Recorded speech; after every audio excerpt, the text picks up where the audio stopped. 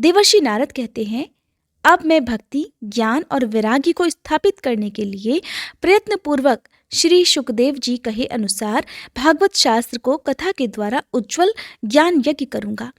यह यज्ञ मुझे कहाँ करना चाहिए? आप इसके लिए कोई स्थान बता दीजिए। आप सभी तो वेद के परागामी हैं, इसलिए मुझे इस सुख शास्त्र की महिमा सुनाइए। कृपया यह भी बताइए कि श्रीमद् भागवत की कथा कितने दिनों में सुनानी चाहिए और उसके सुनने की विधि क्या है। तब सनकादि कहने लगे, हे देवर्षि नारद, आप बड़े विनीत और विवेकी हैं। सुनिए, हम आपको ये सब बातें बताते हैं। हरिद्वार के पास आनंद नाम का एक घाट है। वहाँ अनेकों ऋषि रहते हैं और देवता तथा सिद्ध लोग भी उनका सेवन करते रहते हैं। तरह तरह के वृक्ष और लताओं के कारण वह जगह बड़ी सघन है और वहाँ बड़ी बड़ी कोमल नवीन बालू बिछी हुई है। वह घाट बड़ा ही सुरम्य और एकांत प्रदेश में है। वहाँ हर समय सुनहले कमलों वाली सुगंध आया करती है। उसके आसपास रहने वाले सिंह, हाथी आदि परस्पर विरोधी जीवों के हृदय में भी बैर भाव नहीं है। वहाँ आप बिना किसी विशेष प्रयत्न के ही ज्ञान यज्ञ प्रारंभ कर दीजिए। उस स्थान पर कथा में अपूर्व रस का उदय होगा। भक्ति भी अपनी आंखों के सामने ही निर्बल और जराजीर्ण अवस्था में पड़े हुए अपने पुत्रों ज्ञान और वैराग्य को अपने साथ लेकर वहां आ जाएगी। क्योंकि जहां भी श्रीमद् भागवत की कथा होती है, वहां ये भक्ति आदि अपने आप पहुंच जाते हैं। वहां कानों में कथा के शब्द पड़ने से ये तीनों अवश्य तरुण हो जाएंगे। इस प्रकार श्री सूत जी महाराज कहते हैं कि ऐसा कहकर देवर्षि नारद जी के साथ सनकादि भी श्रीमद् भागवत कथा अमृत का पान करने के लिए वहां से तुरंत गंगा नदी के तट पर चले आए। जिस समय वे तट पर पहुंचे, भूलोक, देवलोक और ब्रह्मलोक, इन सभी जगह पर इस कथा का गुणगान किया जा रहा था। जो जो भगवत कथा के रसिक विष्णु भक्त थे, वे सभी श्रीमद् भागवत अमृत का पान करने के लिए सबसे आगे दौड़ दौड़ कर आने लगे। भृगु, वशिष्ठ, च्यवन, गौतम, मेघातिथि, देवल, देवरात, परशुराम, विश्वामित्र, शाकल, मार्कंडेय, दत्तात्रेय, पिप्पलाद, योगेश्वर, व्यास और पराशर, छायाशुक और जाजली आदि सभी प्रधान प्रधान मुनिगण अपने अपने पुत्र, शिष्य और स्त्रियों समेत बड़े प्रेम से वहां उपस्थित हो गए। इनके सिवा वेद, वेदांत, उपनिषद, सभी पुराण और शास्त्र भी मूर्तिमान होकर वहां पर उपस्थित हो गए। गंगा आदि नदियां, पुष्कर आदि सरोवर, कुरुक्षेत्र आदि समस्त क्षेत्र, सारी दिशाएं, दंडक आदि वन, हिमालय आदि पर्वत तथा देव, गंधर्व और दानव आदि सभी श्रीमद् भागवत कथा सुनने के लिए चले आए थे। जो लोग अपने गौरव के कारण नहीं आए, महर्षि भृगु उन्हें समझा बुझाकर वहां पर ले आए। तब कथा सुनाने के लिए दीक्षित होकर श्री कृष्ण परायण सनकादि नारद जी के दिए हुए श्रेष्ठ आसन पर विराजमान हुए। उस समय सभी श्रोताओं ने उनकी वंदना की। श्रोताओं में वैष्णव, विरक्त, सन्यासी और ब्रह्मचारी लोग आगे बैठे और उन सबके आगे बैठे देवर्षि नारद। एक ओर ऋषिगण, एक ओर देवता, एक ओर वेद और उपनिषद तथा एक ओर तीर्थ बैठे और दूसरी ओर समस्त स्त्रियां बैठी। उस समय सब ओर जय जयकार, नमस्कार और शंखों आदि का शब्द होने लगा। अबीर, गुलाल, खील और फूलों की खूब वर्षा होने लगी। यहाँ तक कि कुछ श्रेष्ठ देवताओं ने तो विमानों पर चढ़कर वहां बैठे हुए सभी लोगों पर कल्प वृक्ष के पुष्पों की वर्षा आरंभ कर दी। श्री सूत जी महाराज कहते हैं, इस प्रकार पूजा समाप्त होने पर जब सब लोग एकाग्रचित्त हो गए, तब सनकादि ऋषि महात्मा नारद को श्रीमद् भागवत महात्म्य स्पष्ट करके सुनाने लगे। सनकादि ने कहा, अब हम आपको इस भागवत शास्त्र की महिमा सुनाते हैं। इसके श्रवण मात्र से मुक्ति हाथ लग जाती है। श्रीमद् भागवत की कथा का सदा सर्वदा सेवन, आस्वादन करना चाहिए। इसके सुनने मात्र से ही श्री हरि हृदय में आ विराजते हैं। इस ग्रंथ में 18,000 श्लोक और 12 स्कंध हैं तथा श्री शुकदेव और राजा परीक्षित का संवाद है। आप यह भागवत शास्त्र ध्यान देकर सुनिए। यह जीव तभी तक अज्ञानवश इस संसार चक्र में भटकता है जब तक क्षण भर के लिए भी कानों में इस शुक्र शास्त्र की कथा नहीं पड़ जाती। बहुत से शास्त्र और पुराण सुनने से क्या लाभ है? इससे तो व्यर्थ का भ्रम बढ़ता है। मुक्ति देने के लिए तो एकमात्र भागवत शास्त्र ही काफी है। जिस घर में हर दिन नियम से श्रीमद् भागवत की कथा होती है, वह घर तीर्थ रूप हो जाता है और जो लोग उस घर में निवास करते हैं उनके तो सारे पाप ही नष्ट हो जाते हैं। हजारों अश्वमेध और सैकड़ों वाजपेयी यज्ञ इस शुक्र शास्त्र की कथा का 16वां अंश भी नहीं हो सकता। तपोधनों, जब तक लोग अच्छी तरह से श्रीमद् भागवत का श्रवण नहीं कर लेते, तभी तक उनके शरीर में पाप निवास करते हैं। फल की दृष्टि से इस शुक्र शास्त्र की महिमा समता गंगा, गया, काशी, पुष्कर या प्रयाग कोई तीर्थ भी नहीं कर सकता। यदि आपको परम गति की इच्छा है, अर्थात मोक्ष प्राप्ति की इच्छा है, तो अपने मुख से ही श्रीमद् भागवत के आधे अथवा चौथाई श्लोक का भी हर दिन नियम पूर्वक पाठ कर लीजिए। ओंकार, गायत्री पुरुष सूक्त, तीनों वेद, श्रीमद् भागवत, ओम नमो भगवते वासुदेवाय, यह द्वादाक्षर मंत्र 12 मूर्तियों वाले सूर्य भगवान, प्रयाग, संवत्सर रूप, काल, ब्राह्मण, अग्निहोत्र, गौ, द्वादशी तिथि, तुलसी, वसंत ऋतु और भगवान पुरुषोत्तम, इन सब में बुद्धिमान लोग वस्तुतः कोई अंतर नहीं मानते। जो पुरुष अहर्निश अर्थ सहित श्रीमद् भागवत शास्त्र का पाठ करता है, उसके तो करोड़ों जन्मों के पाप नष्ट हो जाते हैं और इस बात में बिल्कुल भी संदेह नहीं। जो पुरुष हर दिन नियम से श्रीमद् भागवत का आधा या चौथाई श्लोक भी पढ़ लेता है, उसे राजसूय और अश्वमेध यज्ञों के जितना फल मिल जाता है। नित्य भागवत का पाठ करना, भगवान का चिंतन करना, तुलसी जी को सींचना और गाय की सेवा करना, ये चारों एक समान हैं। जो पुरुष अंत समय में श्रीमद् भागवत का वाक्य सुन लेता है, उस पर प्रसन्न होकर भगवान उसे वैकुंठ धाम दे देते हैं। कहते हैं कि जिस दुष्ट ने अपनी सारी उम्र में अपने मन को एकाग्र करके श्रीमद् भागवत अमृत का थोड़ा सा भी रसास्वादन नहीं किया, उसने तो अपना सारा जन्म चांडाल और गधे के समान व्यर्थ ही गंवा दिया। वह तो अपनी माता को प्रसव पीड़ा पहुंचाने के लिए ही उत्पन्न हुआ है। जिसने इस शुक्र शास्त्र के थोड़े से भी वचन नहीं सुने, वह पापात्मा तो जीता हुआ ही मुर्दे के समान है। पृथ्वी के भार स्वरूप उस पशु तुल्य मनुष्य को धिक्कार है। और ऐसा और कोई नहीं, बल्कि स्वर्गलोक में वास करने वाले देवताओं में प्रधान इंद्र आदि देव कहते हैं। संसार में श्रीमद् भागवत की कथा का मिलना अवश्य ही कठिन है। जब करोड़ों जन्मों का पुण्य होता है, तभी इसकी प्राप्ति होती है। हे देवर्षि नारद, आप बड़े ही बुद्धिमान और योग निधि हैं। आप प्रयत्नपूर्वक कथा का श्रवण कीजिए। इसे सुनने के लिए दिनों का कोई भी नियम नहीं है। जो भी भक्त श्रीमद् भागवत कथा को पढ़ता है या सुनता है, कहते हैं उसके लिए सत्य बोलना और ब्रह्मचर्य का पालन करना अनिवार्य होता है, किंतु कलयुग में ऐसा होना सर्वदा कठिन है। इसलिए शुकदेव जी ने जो इसकी विधि बताई है, वो भी जान लेनी चाहिए। कलयुग में बहुत दिनों तक चित्त की वृत्तियों को वश में रखना, अर्थात अपने मन को अपने काबू में रखना, नियमों में बंधे रहना और किसी पुण्य कार्य के लिए दीक्षित रहना बहुत कठिन है। इसलिए सप्ताह श्रवण की विधि है।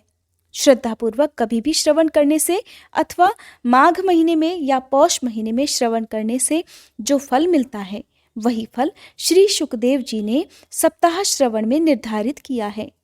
मन के असंयम, रोगों की बहुलता, यानी कि जब बहुत ज्यादा बीमारियां होने लगती हैं, या कह सकते हैं कि जब शरीर रोगों का घर बन जाए या कम उम्र में ही मृत्यु को प्राप्त हो जाए, तो ये सभी कारण कलयुग में अनेक दोषों की संभावनाओं से ही सप्ताह श्रवण का विधान निर्धारित किया गया। जो फल तप, योग और समाधि से भी प्राप्त नहीं किए जा सकते, वह सर्वांग रूप में सप्ताह श्रवण से बड़ी आसानी से प्राप्त हो जाते हैं। सप्ताह श्रवण यज्ञ से बढ़कर है, व्रत से बढ़कर है और तपस्या से भी कहीं बढ़कर है। तीर्थ सेवन से तो सदा ही बड़ा है, योग से बढ़कर है, यहाँ तक कि ध्यान और ज्ञान से भी बढ़कर है। इसकी विशेषता का आप कहाँ तक वर्णन करें। ये तो कहा जा सकता है कि सब कुछ से बढ़कर है। शौनक जी ने पूछा, हे सूत जी महाराज, ये तो आपने बड़े आश्चर्य की बात कही, परंतु ये भी बताइए कि यह मोक्ष प्राप्ति में ज्ञान आदि सभी साधनों का तिरस्कार करके इस युग में उनसे भी कैसे आगे बढ़ गया। तब श्री सूत जी ने कहा, शौनक जी, जब भगवान कृष्ण इस धराश्रम को छोड़कर अपने नित्य धाम को जाने लगे, तब उनके मुखारविंद से 11 स्कंद का ज्ञानोपदेश सुनकर भी उद्धव जी ने उनसे पूछा था। उद्धव जी ने कहा, हे गोविंद, अब आप तो अपने भक्तजनों का कार्य करके परम धाम को पधारना चाहते हैं, किंतु मेरे मन में एक बड़ी चिंता है। मेरे मन की चिंता को सुनकर मेरे हृदय को भी शांत कर दीजिए। हे गोविंद, अब तो घोर कलयुग आया ही समझिए। इसीलिए संसार में फिर अनेकों दुष्ट प्रकट हो जाएंगे और उनके साथ रहने से, उनके संपर्क में आने से अनेकों सत्पुरुष भी उग्र प्रकृति के हो जाएंगे। तब उनके भार से दबकर यह गौ रूपिणी धरती किसकी शरण में जाएगी? हे कमल नयन, मुझे तो आपको छोड़कर इसकी रक्षा करने वाला कोई भी दूसरा नहीं दिखाई देता। इसीलिए हे गोविंद, आप साधुओं पर कृपा करके यहाँ से मत जाइए। हे भगवान, आपने निराकार चिन्मात्र होकर भी अपने भक्तों के लिए ही तो यह सगुण रूप धारण किया है। फिर भला आपका वियोग होने पर वे भक्तजन इस पृथ्वी पर कैसे रह पाएंगे? इस प्रकार उद्धव जी के ऐसे वचन सुनकर भगवान सोचने लगे कि भक्तों के अवलंब के लिए मुझे अब क्या व्यवस्था करनी चाहिए। शौनक जी, तब भगवान ने अपनी सारी शक्ति भागवत में रख दी। वे अंतर्ध्यान होकर इस भागवत समुद्र में ही प्रवेश कर गए। इसलिए यह भगवान की साक्षात शब्दमयी मूर्ति है। इसके सेवन, श्रवण, पाठ अथवा दर्शन मात्र से ही मनुष्यों के सारे पाप नष्ट हो जाते हैं। इसी से इसका सप्ताह श्रवण सबसे अधिक बढ़कर माना गया है और कलयुग में तो अन्य सब साधनों को छोड़कर यही प्रधान धर्म बताया गया है। तब सूत जी महाराज कहते हैं, हे शौनक जी, जिस समय सनकादि मुनीश्वर इस प्रकार सप्ताह श्रवण की महिमा का बखान कर रहे थे, उस सभा में तभी एक बड़ा आश्चर्य हुआ। उसे मैं तुम्हें अब बतलाता हूँ, सुनो।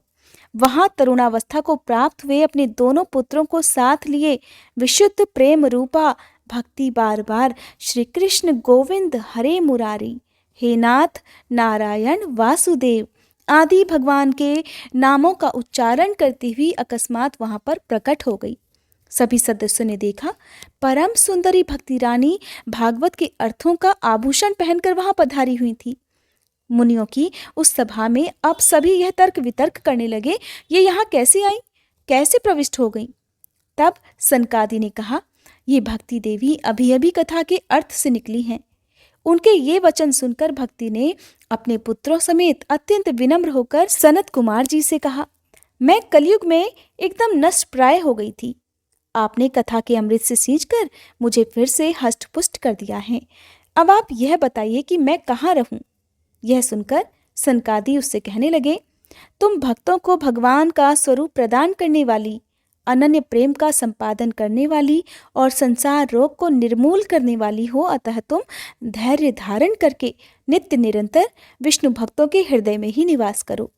ये कलयुग के दोष भले ही सारे संसार पर अपना प्रभाव डाल देंगे, किंतु जहाँ तुम रहोगी वहां पर इनकी दृष्टि पड़ ही नहीं सकेगी। इस प्रकार उनकी आज्ञा पाते ही भक्ति तुरंत भगवत भक्तों के हृदय में जाकर विराजमान हो गई। जिनके हृदय में एकमात्र श्री हरि की भक्ति निवास करती है, वे त्रिलोकी में अत्यंत निर्धन होने पर भी परम धन्य हैं, क्योंकि इस भक्ति की डोरी से बंधकर तो साक्षात भगवान भी अपना परम धाम छोड़कर उनके हृदय में आकर बस जाते हैं।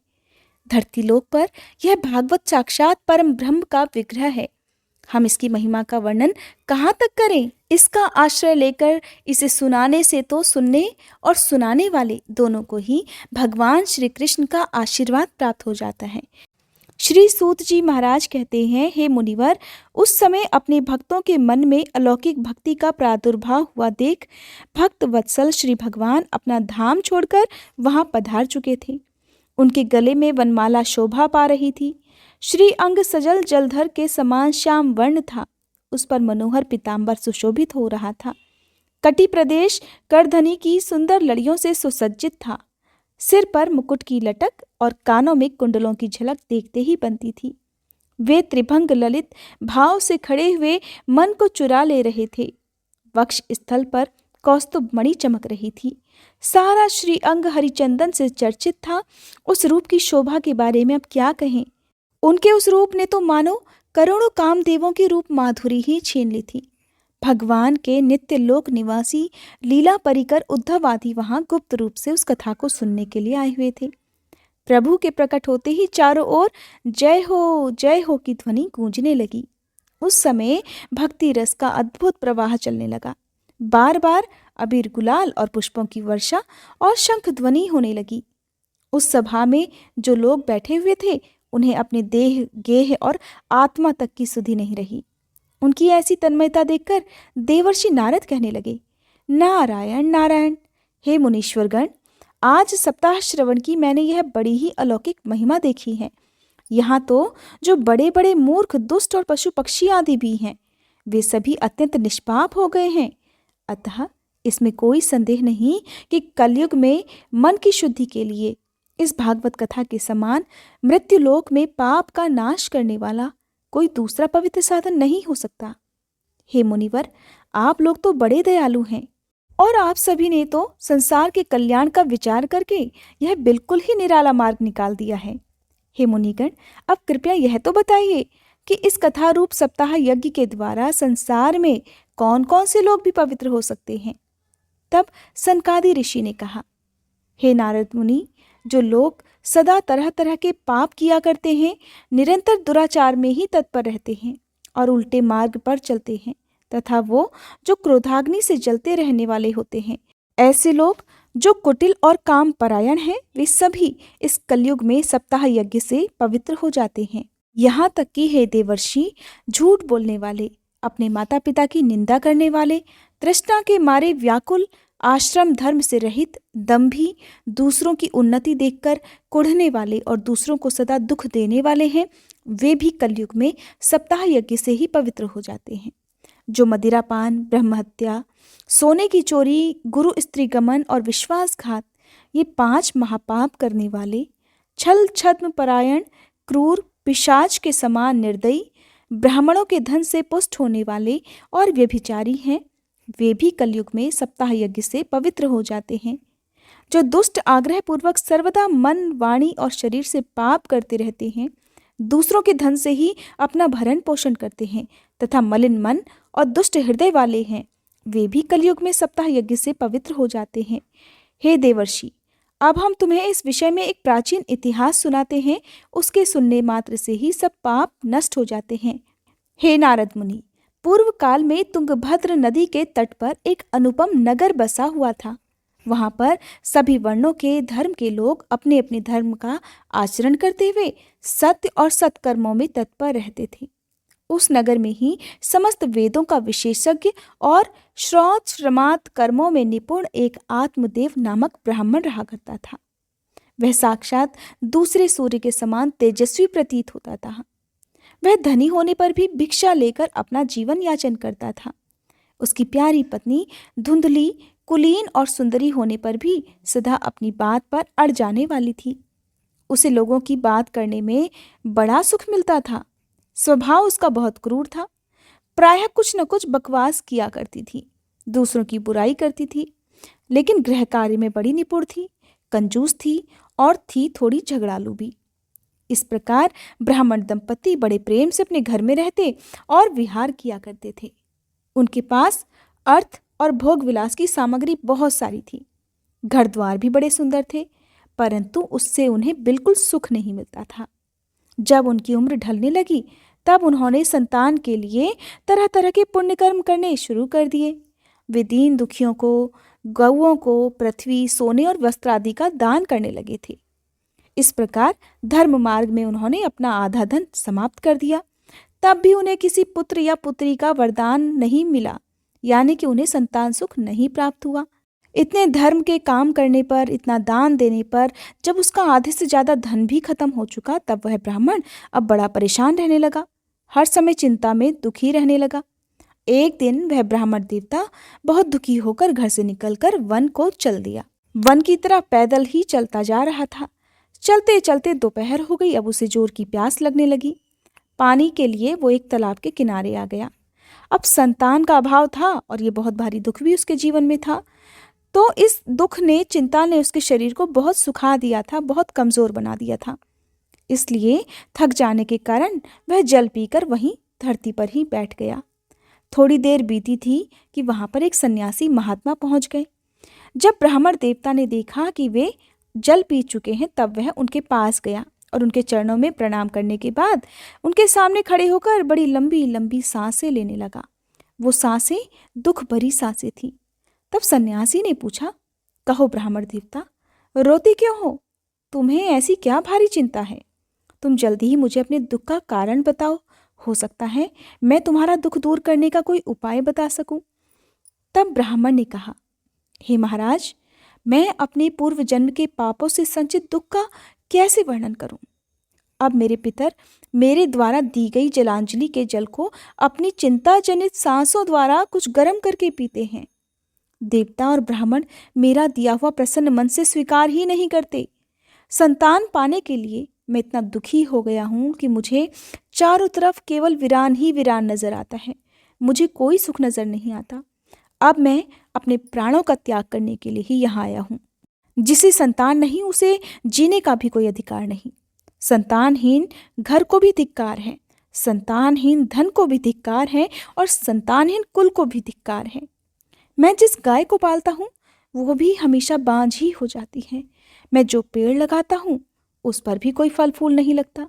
यहाँ तक कि मेरे घर में जो फल आता है वो भी बहुत जल्दी सड़ जाता है। जब मैं ऐसा अभागा और पुत्रहीन हूँ तब फिर इस जीवन को रखकर अब मुझे करना ही क्या है? ऐसा कहकर वह ब्राह्मण बड़े दुखी मन से सन्यासी महात्मा के पास उनके चरणों में बैठकर फूट फूट कर रोने लगा। तब उन सन्यासी के मन में ब्राह्मण के लिए बड़ी करुणा उत्पन्न हुई, क्योंकि वे तो योगनिष्ठ थे। उन्होंने उसके ललाट की रेखाएं देखकर उसका सारा वृत्तांत जान लिया और फिर उसे विस्तार पूर्वक कहने लगे, हे ब्राह्मण देवता, अब तुम संतान सुख का मोह त्याग दो। कर्म की गति सबसे प्रबल होती है, इसलिए अब तुम विवेक का सहारा लेकर संसार की वासना भी छोड़ दो। हे ब्राह्मण सुनो, मैंने इस समय तुम्हारा दुख देखकर निश्चय किया है कि 7 जन्म तक तुम्हारी कोई भी संतान किसी भी प्रकार नहीं हो सकती। पूर्व काल में राजा सगर और अंग को संतान के कारण ही दुख भोगना पड़ा था। हे ब्राह्मण, अब तुम भी अपने परिवार को आगे बढ़ाने की आशा छोड़ दो। संन्यास में ही सब प्रकार का अब तुम्हें सुख प्राप्त हो सकता है। तब सन्यासी की बात सुनकर ब्राह्मण ने कहा, हे महात्मा जी, विवेक से मेरा क्या होगा? अब तो आप मुझे किसी भी प्रकार पुत्र दीजिए, नहीं तो मैं आपके सामने ही शोक मूर्छित होकर अब अपने प्राणों का त्याग करता हूँ। जिसमें स्त्री और पुत्र आदि का सुख ही ना हो, ऐसा संन्यास तो सर्वथा नीरस ही है। लोक में सरस तो पुत्र पौत्र आदि से भरा पूरा गृहस्थ आश्रम ही होता है। ब्राह्मण का ऐसा आग्रह देखकर उन तपोधन ने कहा, विधाता के लेख को मिटाने का हठ करने से राजा चित्रकेतु को भी बड़ा भारी कष्ट उठाना पड़ा था। हे ब्राह्मण, इसलिए देव जिसके उद्योग को कुचल देता है उस पुरुष के समान तुम्हें भी पुत्र से सुख नहीं मिल पाएगा। अब तुमने तो बड़ी भारी जिद पकड़ रखी है कि चाहे कुछ भी हो जाए तुम्हें पुत्र चाहिए ही चाहिए। अब इस समय तुम मेरे सामने याचक के रूप में खड़े हुए हो, तो ऐसी दशा में अब मैं तुमसे क्या कहूँ? जब महात्मा जी ने देखा कि ये किसी भी प्रकार अपना आग्रह नहीं छोड़ने वाला, तब उन्होंने उस ब्राह्मण को एक फल देकर कहा, हे ब्राह्मण देवता, अगर तुम अपनी जिद नहीं छोड़ना चाहते तो ये लो, मैं तुम्हें एक फल दे रहा हूँ। इस फल को तुम अपनी पत्नी को खिला देना, इससे उसके एक पुत्र होगा। तुम्हारी स्त्री को 1 साल तक सत्य, शौच, दया, दान और एक समय एक ही अन्न खाने का नियम रखना होगा। अगर तुम्हारी पत्नी इन नियमों का पालन कर सकेगी तो तुम्हारे घर जन्म लेने वाला बालक बहुत ही शुद्ध स्वभाव वाला होगा। ऐसा कहकर वे महात्मा जी वहां से चले गए और ब्राह्मण अपने घर लौट आया। घर पहुंचकर ब्राह्मण ने वह फल अपनी पत्नी के हाथ में दे दिया और खुद वहां से कहीं चला गया। अब उसकी पत्नी तो बहुत कुटिल स्वभाव की थी। वो रो रोकर अपनी एक सखी से कहने लगी, सखी, मुझे तो बड़ी चिंता हो गई। मेरे पति ने कहा है इस फल को खाने से मुझे गर्भ ठहर जाएगा, लेकिन मैं तो ये फल बिल्कुल नहीं खाऊंगी। अगर मैं फल खा लूंगी तो मुझे गर्भ ठहर जाएगा। गर्भ ठहरेगा तो मेरे पेट का आकार भी बढ़ने लगेगा, फिर तो मुझसे कुछ खाया पिया नहीं जाएगा और इससे मेरे अंदर कमजोरी हो जाएगी। अब तुम ही बताओ, जब मेरे अंदर ताकत ही नहीं रहेगी तो भला मैं घर का काम धंधा कैसे कर पाऊंगी? अच्छा, ये सब बातें भी जाने दो। एक बात बताओ कि अगर गांव में डाकुओं ने आक्रमण कर दिया तो भला एक गर्भवती महिला कैसे भाग पाएगी? अगर शुकदेव जी की तरह ये गर्भ भी पेट में ही रह गया तो इससे बाहर कैसे निकाला जाएगा? और तो और कहीं बच्चे का जन्म होते हुए बच्चा पेट में ही टेढ़ा हो जाए तो फिर तो मुझे अपने प्राणों से ही हाथ धोने पड़ेंगे, और यूं भी प्रसव के समय बहुत भयंकर पीड़ा होती है। मैं ठहरी नाजुक, अब भला मैं ये दर्द कैसे बर्दाश्त कर पाऊंगी? अब जब मेरे अंदर शक्ति ही नहीं रहेगी, मैं खाना पीना भी ठीक से नहीं खा पाऊंगी और मैं कमज़ोर पड़ जाऊंगी, तो मैं बिस्तर पर पड़ जाऊंगी। अब जब मैं काम काज करने के लिए उठ ही नहीं पाऊंगी, तो मेरी ननद रानी आएगी। फिर तो ननद रानी भी कमज़ोरी का फ़ायदा उठाकर मेरे घर का सारा माल पानी समेट कर ले जाएगी। अब भला एक बात बताओ, मुझसे तो सत्य शौचादि नियमों का पालन होना भी बड़ा कठिन मालूम पड़ता है। कहते हैं जो स्त्री बच्चे को जन्म देती है उसे उस बच्चे के लालन पालन में भी बड़ा भारी कष्ट होता है। हे सखी, मेरे विचार से तो बांझ या विधवा स्त्रियां ही सबसे ज्यादा सुखी रहती हैं। मन में ऐसे ही तरह तरह के कुतर्क कुविचार उठने से उस स्त्री ने वह फल ही नहीं खाया। वापस आकर जब उसके पति ने यानी कि ब्राह्मण ने पूछा कि तुमने फल खा लिया, तब ब्राह्मण की पत्नी ने बड़ी चालाकी से उत्तर दिया, हाँ खा लिया। एक दिन उसकी बहन अपने आप ही उसके घर आ गई। तब उसने अपनी बहन को सारी बात सुना दी और कहने लगी कि मेरे मन में इस बात की बड़ी चिंता है। अब मैं इस दुख के कारण दिन प्रतिदिन दुबली होती जा रही हूँ। बहन, अब तुम ही बताओ मैं क्या करूं। तब बहन ने कहा, बहन मेरे पेट में बच्चा है, एक काम करेंगे कि प्रसव होने पर वह बालक मैं तुम्हें दे दूंगी। तब तक तुम अपने घर में झूठ मूठ का गर्भवती होने का स्वांग रचना और बड़े सुख से रहना। तुम मेरे पति को थोड़ा धन दे देना तो वो तुम्हें अपना बालक दे देंगे।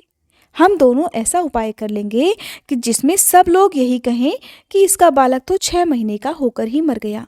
यानी कि मैं अपने घर पर कह दूंगी कि मेरा बालक तो 6 महीने का होकर ही मर गया, और मैं रोज तुम्हारे घर आकर उस बच्चे का पालन पोषण भी कर दिया करूंगी। तब तक तुम एक काम करो, तुम्हारे पति ने जो तुम्हें फल लाकर दिया है, अब पता नहीं उस फल में कितनी सच्चाई है। तुम इस फल की जांच करने के लिए ये फल गाय को खिला दो। अब ब्राह्मण की पत्नी ने अपनी बहन के अनुसार ठीक वैसा ही किया जैसा उसने कहा था। कुछ समय के बाद जब उसकी बहन के पुत्र हुआ, तब उसके पिता ने चुपचाप लाकर वह पुत्र धुंदलकी को दे दिया। ये धुंदलकी वही है जो ब्राह्मण की पत्नी है, और ब्राह्मण का नाम था आत्मदेव। इस प्रकार आत्मदेव के पुत्र हुआ है, ऐसा सुनकर सभी लोगों को बड़ी खुशी हुई। अब ब्राह्मण ने भी सभी नियमों का पालन करते हुए अपने बच्चे का नामकरण संस्कार किया और ब्राह्मण को अपनी सामर्थ्य के अनुसार दान दिया। अब उसके द्वार पर गाना बजाना और अनेक प्रकार से मांगलिक कार्य होने लगे, ठीक वैसे ही मांगलिक कार्य जैसा किसी बच्चे के जन्म के उत्सव के समय किए जाते हैं। अब धुंदलकी ने एक दिन अपने पति से कहा कि सुनो, मेरे स्तनों में तो दूध ही नहीं उतर रहा। उतरे भी कैसे, क्योंकि धुंदलकी तो कभी माँ ही नहीं बनी थी, ना ही वो गर्भवती हुई थी, और ना ही उसने उस बच्चे को जन्म दिया था जिसे वो अपना बच्चा बता रही थी। अब जब धुंदलकी ने कहा कि मेरे स्तनों में दूध ही नहीं है, तो फिर गाय आदि किसी अन्य जीव के दूध से मैं इस बालक का किस प्रकार पालन करूंगी। मेरी बहन के तो अभी कुछ समय पहले बालक हुआ था, उसका बालक मर गया है, क्यों ना उसे बुलाकर हम अपने यहाँ रख लें, तो इस तरह वो आपके बच्चे का पालन पोषण भी कर दिया करेगी। और इस प्रकार तब अपने पुत्र के प्राणों की रक्षा करने के लिए ब्राह्मण ने वैसा ही किया। अब ब्राह्मण और उसकी पत्नी ने उस बालक का नाम रख दिया धुंधकारी। उधर समय बीता और ब्राह्मण की पत्नी ने जिस गाय को वह फल खाने को दिया था, वह गाय भी गर्भवती हो गई, और 3 महीने बीतने के बाद उस गाय ने भी एक मनुष्य की तरह बच्चा पैदा किया। यानी कि जो बच्चा पैदा हुआ वो बिल्कुल सुंदर दिखता था, दिव्य निर्मल और सोने की कांति वाला बच्चा था, बिल्कुल मनुष्य के बच्चे की तरह दिख रहा था। उसे देखकर ब्राह्मण देवता को बड़ा आनंद हुआ। इस खुशी में ब्राह्मण ने गाय के बच्चे की देखरेख भी खुद ही की, और यहाँ तक कि उसके सारे संस्कार भी खुद ही किए।